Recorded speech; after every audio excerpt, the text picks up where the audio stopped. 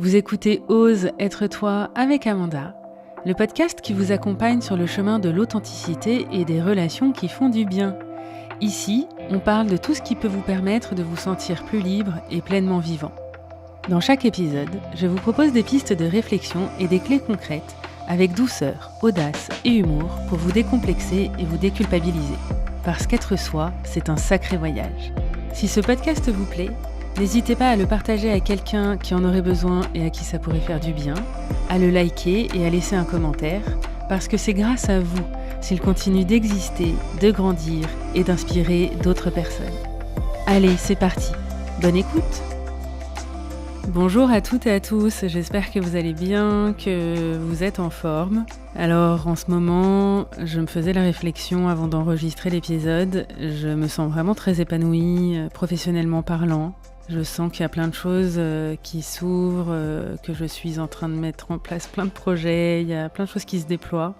Et je ressens beaucoup de gratitude à être là où je suis et à pouvoir faire ce que je fais comme je le fais. Et vraiment, merci pour ça. Et j'ai d'ailleurs une annonce à vous faire parce que avec mon amie et collègue thérapeute Majda, qui est sexothérapeute, nous avons décidé de mettre en place les apéros sexo et je me fais vraiment une grande joie de vous annoncer ça. Les apéros sexo, c'est 1h30 à passer ensemble sur l'heure du déjeuner, sur la pause déjeuner, en ligne, donc accessible de n'importe où, pour enfin poser toutes les questions que tu n'oses poser nulle part ailleurs. On va parler de désir, de blocage, de charge mentale, de corps, d'émotions, du couple, de la libido. C'est un espace raffiné, intime et sans tabou. Et on va proposer du coaching en direct, sensible, cash et très concret. Et tu vas pouvoir repartir avec des clés, des déclics et une compréhension plus fine de ce qui se joue à l'intérieur de toi. Donc l'idée, c'est soit de venir nous poser une question, soit d'écouter les questions que les autres nous posent. Et déjà là, il peut y avoir de vraies réponses. Et en fait, avec Majda, on a envie de créer une ambiance chaleureuse, élégante, sécurisante, sincère, directe, mais jamais vulgaire. Donc je vous mets le lien dans la description avec un code promotionnel. Ne loupez pas ça, ça va être vraiment des moments fabuleux. Le premier, ce sera le 12 décembre, vendredi 12 décembre à midi. On vous y attend, nombreuses et nombreux. Voilà, donc ça c'est une première chose. Et puis je vais vous annoncer une autre chose au cours de cet épisode. Et alors le thème d'aujourd'hui, on va pouvoir rentrer dans le vif du sujet, c'est le fait de pouvoir poser ses limites. Je n'aurai de cesse de vous parler de ce sujet-là parce que pour moi, c'est un thème qui est central, fondamental, essentiel.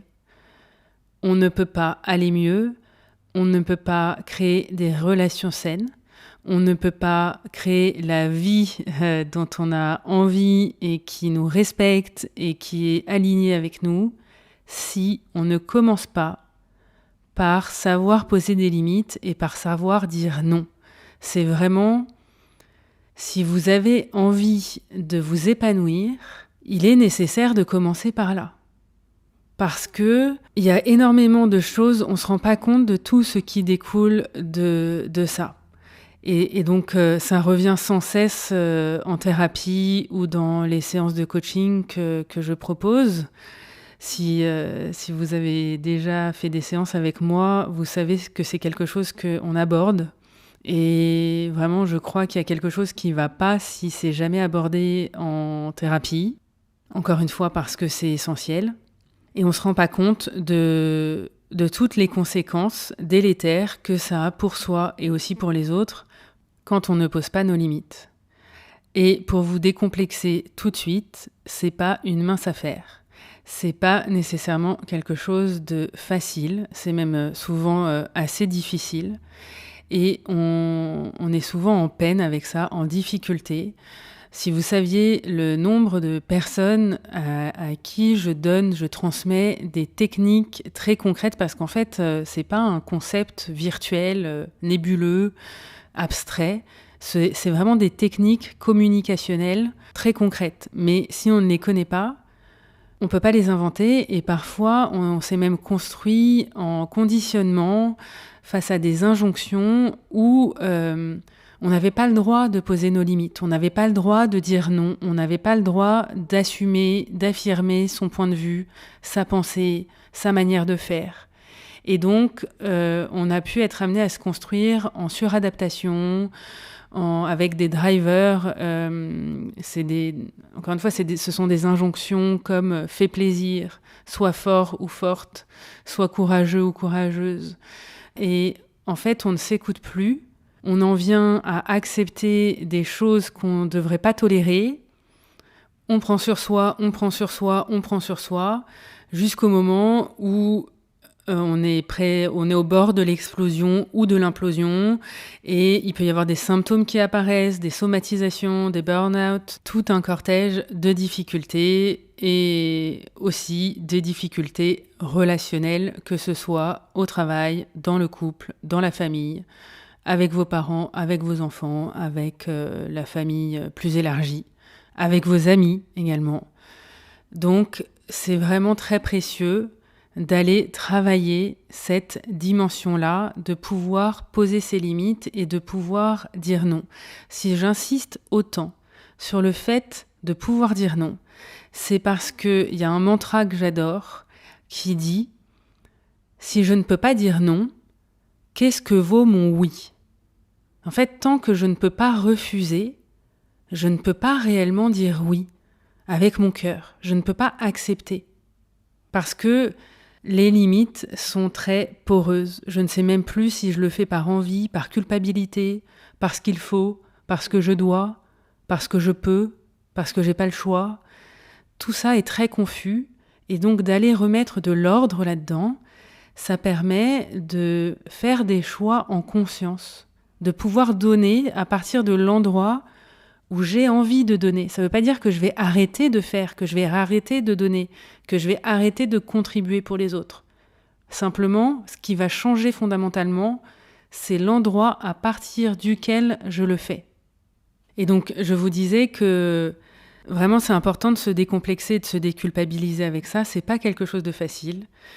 Et j'ai encore, moi, des endroits dans ma vie où c'est pas évident de poser des limites claires. Ça l'est de plus en plus, mais c'est quelque chose que j'apprends encore, à être de plus en plus claire sur ce que je veux plus, ce que je veux pas, de pouvoir défendre mes intérêts, qu'ils soient intellectuels, affectifs, financiers, et que, en fait, ce soit suffisamment clair pour moi, que je me sente légitime là-dedans, et que je puisse le dire sans me laisser embarquer dans l'émotion, ou sans laisser faire, en ne disant rien, ou ne pas attendre le point de non-retour et finir par exploser et par tout casser, par tout couper.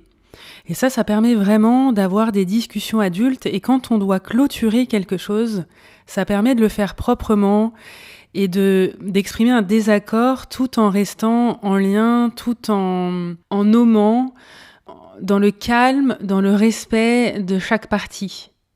Et ça laisse aussi ouvert la possibilité de garder un lien qui puisse se transformer. Donc comme vous le voyez, c'est pas une mince affaire tout ça, et le travail est à l'œuvre en ce qui me concerne en ce moment, et en même temps il y a une grande satisfaction de voir où j'en suis aujourd'hui et de voir que je suis capable de dire stop à quelque chose qui ne me convient pas, et de ne plus être soumise à la peur de perdre, à la peur de perdre une collaboration, par exemple, ou de perdre un espoir. Quand on a investi des choses, on refuse En fait, on n'a pas envie de lâcher la mise, tout ce qu'on avait investi, alors que ce soit en temps, en énergie, en argent. Et donc, on va s'accrocher, on va tenir, même si on n'est pas respecté, ou tout simplement si ça ne nous convient plus, si on n'est plus aligné avec l'évolution ou la tournure que les choses ont prise, en espérant que ce qu'on voulait à tout prix va enfin arriver. Et ça fait beaucoup de dégâts. Donc, quand on n'a plus peur de perdre, on redevient libre et on retrouve sa pleine puissance. Et c'est une telle satisfaction de découvrir cette liberté intérieure-là, non sans résistance à l'intérieur de moi, et c'est pas quelque chose qui est tous les jours évident et facile, et en même temps je sens à quel point ça avance. Là, il y a eu des vraies ouvertures et j'en suis vraiment ravie. En fait, c'est comme tous les sujets, toutes les thématiques. Au départ, c'est un espèce de magma indifférencié, et puis plus vous travaillez la chose et plus ça s'éclaircit, et ça se pose, et ça devient clair, et puis à un moment, vous commencez à faire dans la dentelle et dans la nuance, et c'est un petit régal. Voilà. Et pour vous dire à quel point c'est difficile la question des limites, en fait, j'ai décidé de proposer une formation, un programme en ligne, donc que vous pouvez faire de chez vous, peu importe où vous habitez, et qui va se dérouler sur 6 mois. Alors, le nombre de places est évidemment limité. Et en fait, pendant 6 mois, je vais vous transmettre tout ce qu'il est nécessaire de savoir et de pouvoir expérimenter pour apprendre à poser vos limites et à oser dire non. Et d'ailleurs, c'est le titre de la formation, Oser dire non, la formation pour poser ses limites sans culpabiliser. Et je suis très fière de pouvoir vous présenter ça, vraiment très heureuse. C'est le fruit d'un long processus. Et il va y avoir des séances de coaching en individuel avec moi, des séances de groupe une fois par semaine, alternées avec des masterclass, du contenu théorique, que ce soit vidéo, audio, en PDF, avec des exercices à faire, et puis un groupe WhatsApp pour pouvoir communiquer avec les autres personnes de la formation et avec moi pour se soutenir tout au long du processus durant ces 6 mois. Parce que je me suis rendu compte, en fait, en thérapie, qu'il fallait vraiment longtemps avant d'arriver à poser ses limites. Et ça prend du temps parce que c'est pas axé sur cette thématique-là. Et surtout, on n'est pas baigné dedans. Et en 6 mois, c'est tout à fait réalisable. Et c'est ce que j'ai envie de pouvoir vous transmettre aujourd'hui. Donc, je vous mets le lien où vous trouverez toutes les informations sur le sujet en description de cet épisode. Et si jamais vous avez besoin, vous n'hésitez pas à me contacter en message ou par mail. Voilà. Donc, il faut bien vous dire que si j'ai réfléchi pendant plusieurs semaines, voire plusieurs mois, à comment créer une formation pour poser ses limites, ça veut dire qu'il y a un vrai besoin et que vous n'êtes pas toute seule ou tout seul à ne pas arriver à le faire. Donnez-vous de l'indulgence, c'est légitime que ce soit difficile. Et plus on va s'en vouloir, plus on va se dire « j'aurais dû, j'aurais pas dû ». Et en fait, plus on va rester embourbé dans nos difficultés. Le jour où on arrive à sortir de ça et à se dire « ok, je regarde la situation qui vient de se dérouler, j'ai pas réussi à poser mes limites, c'est qu'il y a une bonne raison, je vais me donner de l'indulgence ». En revanche, on va regarder qu'est-ce qu'il est possible de faire dans cette situation-là. Comment la prochaine fois je peux faire un peu mieux, comment je peux regagner du terrain, comment je peux ne pas me laisser embarquer dans des mécanismes. Et ça passe par des choses vraiment très concrètes comme comment je peux me positionner dans mon corps pour me sentir plus présente, plus consistante, plus à l'aise. Comment je peux placer ma voix pour que je sois plus entendue, ou que moi, comment je peux me croire moi-même pour que mon message passe ou ait plus de chances de passer. Comment je peux ne pas me laisser embarquer par l'émotion. Et tout ça, ce sont des compétences d'abord qui se transmettent parce qu'encore une fois, on ne peut pas les inventer si on ne les connaît pas, mais c'est aussi un apprentissage. C'est quelque chose qui se travaille. C'est comme un instrument de musique, c'est comme une activité sportive ou physique. Ça se travaille et ça s'entretient et vous devenez de plus en plus à l'aise. Et en fait, aujourd'hui, il y a des choses pour lesquelles je pose des limites. En fait, c'est même plus un sujet, c'est plus une question, ça se fait naturellement. Là où avant, je me serais posé 1000 questions, j'aurais culpabilisé, je me serais dit oh là là, mais comment je vais faire pour lui dire que j'ai pas envie, que je suis pas dispo, que ça se passe pas comme ça, que ça peut pas se passer comme ça, que je me sens pas respectée. Voilà. Il y a toutes ces questions-là qui peuvent surgir et qui peuvent être en plus assez angoissantes quand on est seul avec ça. Et ce que j'ai envie de proposer, c'est aussi des espaces collectifs de groupe avec des gens qui travaillent les mêmes choses que vous et qui avancent ensemble, qui est du soutien, qui est de la solidarité. Et ce que j'avais envie de vous dire ici, c'est aussi parler quand vous faites un cheminement personnel. Quelle que soit la forme que ça a, la démarche dans laquelle vous êtes, apprenez à parler à des personnes autour de vous, à des personnes ressources, à des amis, à quelqu'un de la famille, à la personne qui partage votre vie. Parlez de votre cheminement, quelqu'un qui voit vos avancées, vos progrès, qui peut vous féliciter, qui peut aussi vous ramener quand vous partez en cacahuète, ou qui peut dire « écoute, là, tu repars dans quelque chose qui va pas », qui peut émettre des critiques constructives. Ça, c'est important de ne pas rester seul avec son magma, si je peux le dire comme ça. Apprenez à parler de ça autour de vous. C'est primordial.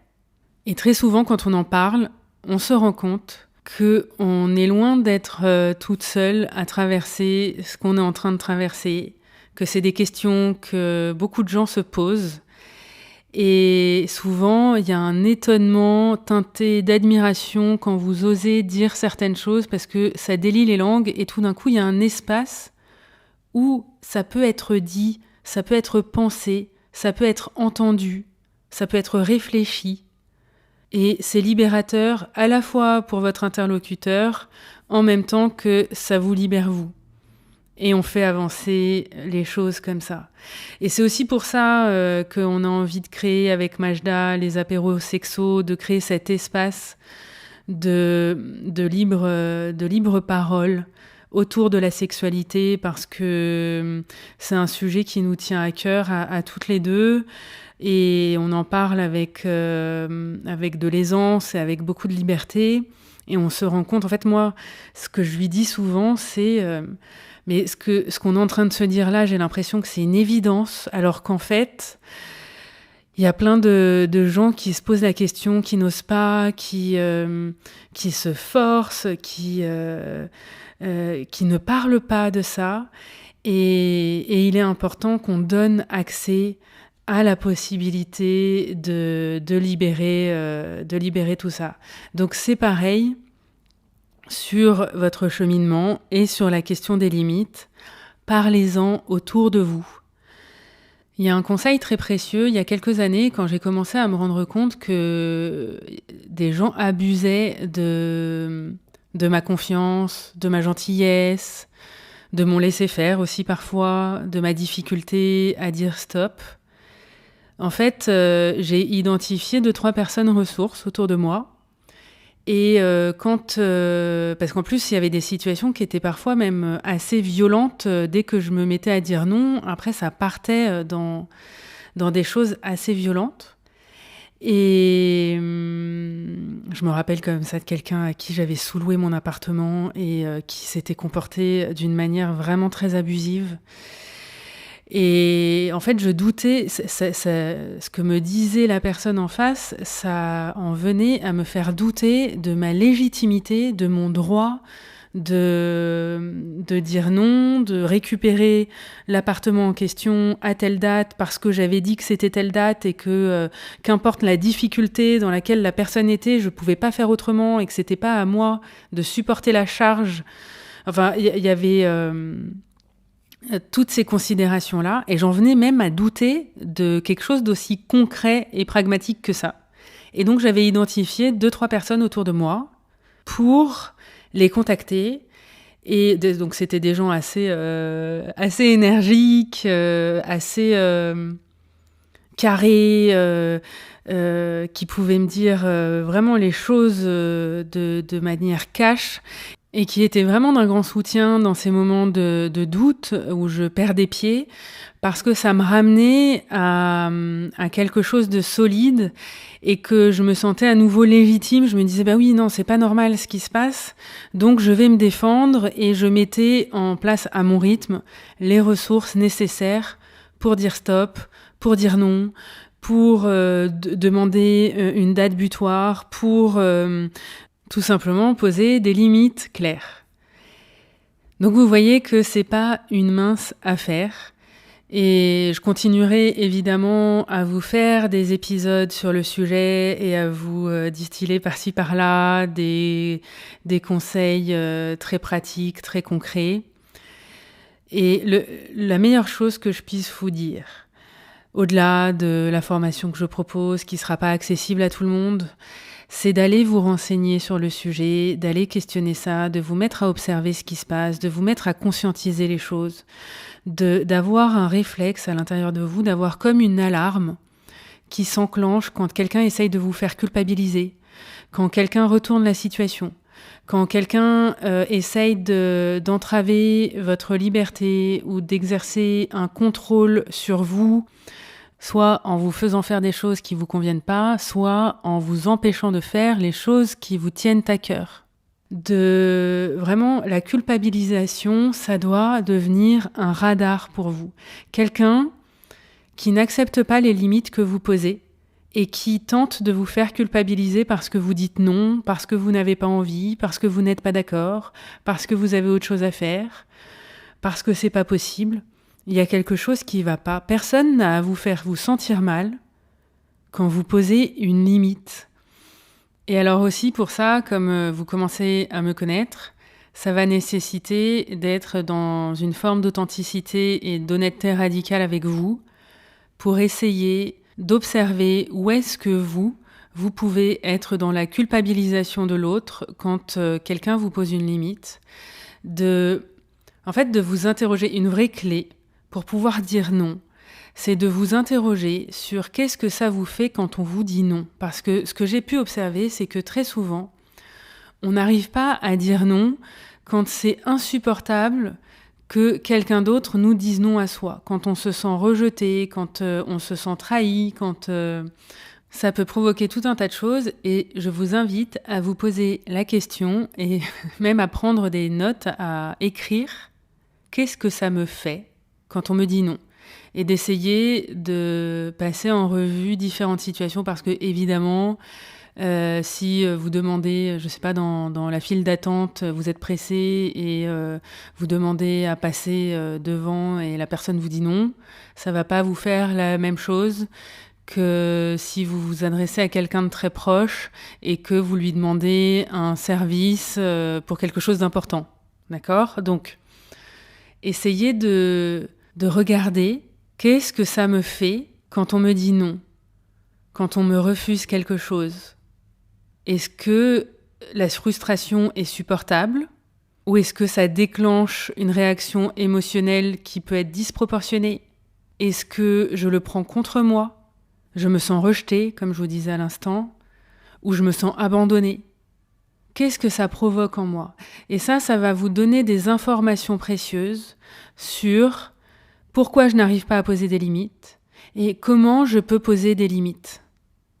Parce que ça commence par aller regarder ce que ça nous fait, s'apaiser avec ça, et le jour où c'est beaucoup plus facile à accepter qu'on nous dise non, quand on commence à voir qu'en fait, la plupart du temps, les noms qui sont énoncés, c'est pas contre nous, mais c'est pour l'autre, c'est-à-dire que l'autre le fait pas contre moi, mais pour lui ou pour elle. À l'inverse, moi, quand je dis non, c'est pas contre l'autre, c'est pour moi.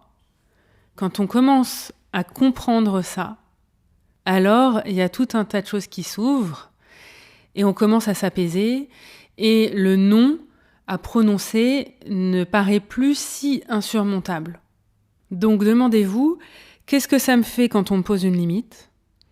Et est-ce que parfois, j'ai des comportements qui peuvent être toxiques, qui peuvent être nocifs pour les autres ? Est-ce que j'essaye d'outrepasser ? Est-ce que j'essaye de manipuler ? Est-ce que j'essaye de contourner ou carrément de faire culpabiliser ? Est-ce que je mets en place des menaces, une forme de chantage affectif ? Voilà, qu'est-ce qui se produit quand quelqu'un me pose une limite ou ne fait pas ce que j'avais envie que cette personne fasse ? Et ça va être précieux. Alors évidemment, ça va pas être agréable de regarder ça en face, parce que pour l'avoir expérimenté, le jour où vous vous rendez compte que vous pouvez être dans des menaces ou dans du chantage affectif, je vous assure que ça fait vraiment pas plaisir. Et en même temps, c'est la clé pour se sortir de là et pour aller vers des relations plus saines et pour arriver à poser des limites autrement. Parce que très souvent, quand on verse dans ce type de réaction, quand on est dans des choses manipulatoires, en fait, c'est qu'on n'arrive pas à poser nos limites de manière claire et de manière ferme. Et comme on n'arrive pas à poser nos limites, alors on va adopter des comportements qui ne sont pas adaptés ou qui ne sont pas très glorieux. Donc vous voyez que c'est circulaire, tout ça est imbriqué, et plus on avance, et plus ça s'éclaircit, et plus ça s'allège, et plus on est aligné, on est en accord avec soi. La deuxième chose très importante quand on veut apprendre à poser ses limites, c'est de se demander « Qu'est-ce que je suis prête à perdre si je pose mes limites ?» Parce que, alors très souvent, ça se passe beaucoup mieux que ce que vous aviez envisagé. Quand vous dites non, c'est plutôt bien accueilli. En fait, quand je regarde proportionnellement sur les situations, soit qui me concernent, soit qui concernent les gens que j'accompagne, en fait, ça se passe beaucoup mieux que ce qu'on avait envisagé. Mais c'est pas garanti. Il n'y a aucune garantie à ça. Et pouvoir poser une limite, c'est accepter que le résultat soit pas celui qu'on avait souhaité.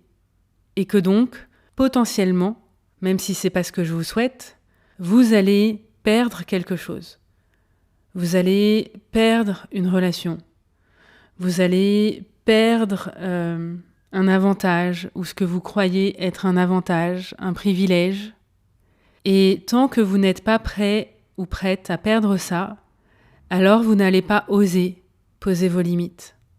Et ça, c'est pareil, ça se travaille parce que plus on gagne en sécurité à l'intérieur de soi, plus on apaise notre dépendance affective, par exemple, plus on gagne en ancrage et moins on va avoir peur de perdre. C'est-à-dire que perdre devient parfois très très douloureux et en même temps, c'est plus une question de survie. Donc, je suis capable de traverser la perte, de traverser la séparation, de perdre des avantages, parfois même de perdre un investissement financier, parce que ce qu'il est fondamental de voir, c'est que très souvent, pour ne pas perdre, je vais perdre infiniment plus. Mon espoir me fait m'accrocher et continuer à perdre, là où si je lâche, certes je perds aujourd'hui et en même temps, je gagne beaucoup plus et beaucoup mieux après. Donc, c'est des questions qui sont à vous poser et j'aurais tellement à vous dire sur les limites. C'est bien pour ça qu'un épisode de podcast n'y suffit pas et que je propose d'autres formes d'accompagnement autour de ça désormais, tellement ça me paraît essentiel. Donc, pour terminer et me poser une limite, puisqu'il en faut bien une et qu'en tout cas celle-là est temporelle, je vais vous proposer un exercice. On va l'appeler le jeu du ni oui ni oui. Et vous allez choisir dans les situations qui vont vous arriver pendant les 2 prochaines semaines, puisque mes épisodes de podcast, c'est 15 jours. Je vais vous demander de faire attention aux situations qui vont vous être proposées par la vie. Et dans des situations qui sont, si c'est vraiment difficile pour vous de dire non et de poser des limites, donc dans des situations où il y a peu d'enjeux, où c'est, je sais pas, on vous propose un café alors que vous n'avez pas envie, ou que on vous demande un service pas très important et que voilà, vous n'avez pas le temps ou ça vous dit rien. Peu importe ce que c'est, mais prenez une situation sans grande gravité et vous allez choisir une seule phrase à répondre. Donc je vais vous donner des exemples. C'est « Non, ce n'est pas possible pour moi. Pas pour cette fois. Je ne peux pas. Je n'ai pas envie ce soir. Non, merci. Je n'ai besoin de rien. » Voilà, des phrases très simples comme ça. Et Tu t'arrêtes là. Tu n'expliques pas. Tu ne justifies pas. Tu ne t'excuses pas. Et tu ne combles pas le silence si silence il y a. Et alors ça va certainement vous travailler à l'intérieur.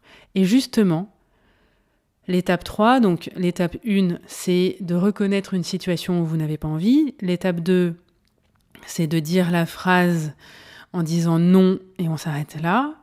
Et la troisième, c'est d'observer 2 choses, votre réaction et la réaction de l'autre en face. Vraiment comme un détective avec sa loupe qui mène son enquête pour savoir ce que ça fait quand je dis juste cette phrase et que je m'arrête là. Et la 4e étape, c'est de pouvoir vous féliciter de ce geste intérieur et de vous dire à voix haute à vous-même « Je suis fière de moi, j'ai dit non pour moi, je me choisis.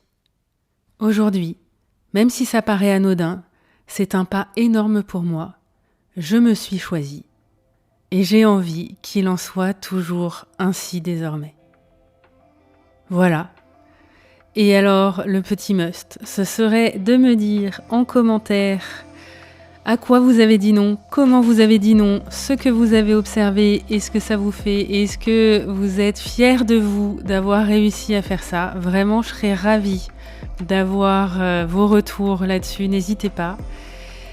Et pour conclure, je voudrais vous laisser avec un mantra que j'aime beaucoup, que peut-être vous pouvez vous répéter à vous-même, à voix haute ou de manière intérieure, et laisser tourner ça, et qui dit « À chaque fois que je n'ose pas dire non, j'abandonne un morceau de moi. » Et puis, il y a une phrase bien plus connue, qui est de Wayne Dyer, et qui dit « On enseigne aux gens comment nous traiter. » Voilà, je vous souhaite de vous respecter, de pouvoir poser vos limites et de pouvoir dire non, ce qui vous permettra de dire un grand oui à la vie.